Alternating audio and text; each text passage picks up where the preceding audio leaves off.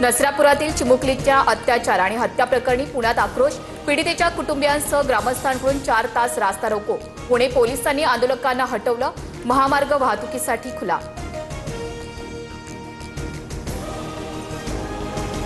आरोपीला फाशीची शिक्षा देण्यासाठी पूर्ण ताकदीनं प्रयत्न करणार. पीडित चिमुकलीच्या नातेवाईकांना आम्ही समजून सांगितलं. उद्या पुन्हा चर्चा करणार. पुणे पोलीस आयुक्त अमितेश कुमार यांची माहिती.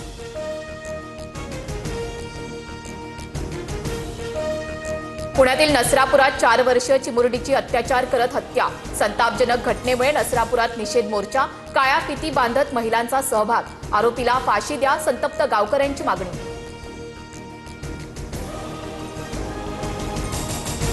पुण्याच्या नसरापुरातील आरोपी भीमराव कांबळेला 7 तारखेपर्यंत पोलीस कोठडी. पुणे कोर्टाबाहेर नराधमाविरोधात नागरिक आक्रमक. आरोपीला यापूर्वी 2 वेळा लैंगिक अत्याचारात जामीन.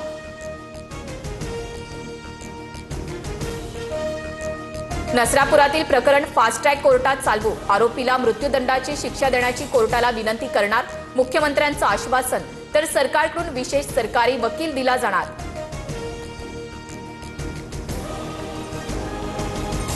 उपमुख्यमंत्री सुनेत्रा पवारांकडून पुण्यातील पीडितेच्या धायरीमधील घरी भेट. संतप्त नागरिकांच्या घोषणा. आरोपीला ताब्यात देण्याची मागणी. तर आरोपी विरोधात कठोरात कठोर शिक्षेसाठी प्रयत्न करू. सुनेत्रा पवारांचा शब्द. पुणे पुन्हा हादरलं. खेडच्या खालुंबरेत 3 वर्षाच्या चिमुरड्यावर अनैसर्गिक अत्याचार करून हत्या. नराधम आरोपी दक्षिण म्हाळुंगे पोलिसांच्या ताब्यात. आरोपी 16 वर्षीय असून मूळ बिहारचा असल्याची माहिती. सोलापुरातील बोरामणी गावात तिहेरी हत्याकांड. संपत्तीच्या वादातून दीराकडून भावजयसह पुतणा आणि पुतणीची हत्या. आरोपी फरार. पोलिसांकडून तपास सुरू. समज दिली तरी महेश शिंदेंचं बोलणं बदललेलं नाही. एकनाथ शिंदे त्यांच्याबाबत निर्णय घेतील. मंत्री संजय शिरसाट यांच्याकडून महेश शिंदेंवर कारवाईचे संकेत. तर संजय शिरसाट प्रेमातला दोस्त. बसून ठरवू. महेश शिंदेंची प्रतिक्रिया.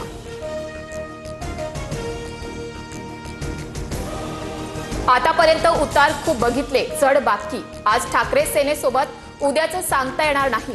योग्य वेळी योग आल्यावर ठरवू. खासदार संजय जाधव यांचं पक्षप्रवेशावर सूचक वक्तव्य.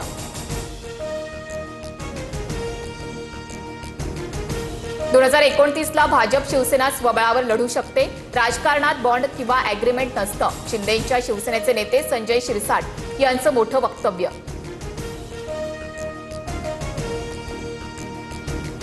शिवसेनेत बोलण्याचा अधिकार फक्त एकनाथ शिंदेंना. शिंदे स्वबळावर लढण्याबाबत बोलले तर त्यावर मी उत्तर देईन. शिरसाटांवर आमचे प्रवक्ते बोलतील. फडणवीसांचं भाष्य. भोंदू मनोहर भोसलेला न्यायालयाचा दिलासा. पोलीस कोठडी नाकारत मनोहर भोसलेसह 2 साथीदारांची न्यायालयीन कोठडीमध्ये रवानगी. जामिनासाठी आता बार्शी सत्र न्यायालयामध्ये जावं लागणार.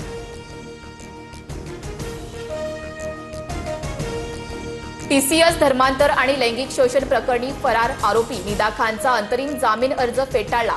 तर इतर 4 आरोपींना 4 दिवसांची पोलीस कोठडी. एसआयटीकडून डिजिटल पुरावे, आर्थिक व्यवहार, संपर्क साखळी आणि इतर धागेदोरे तपासण्यावर भर.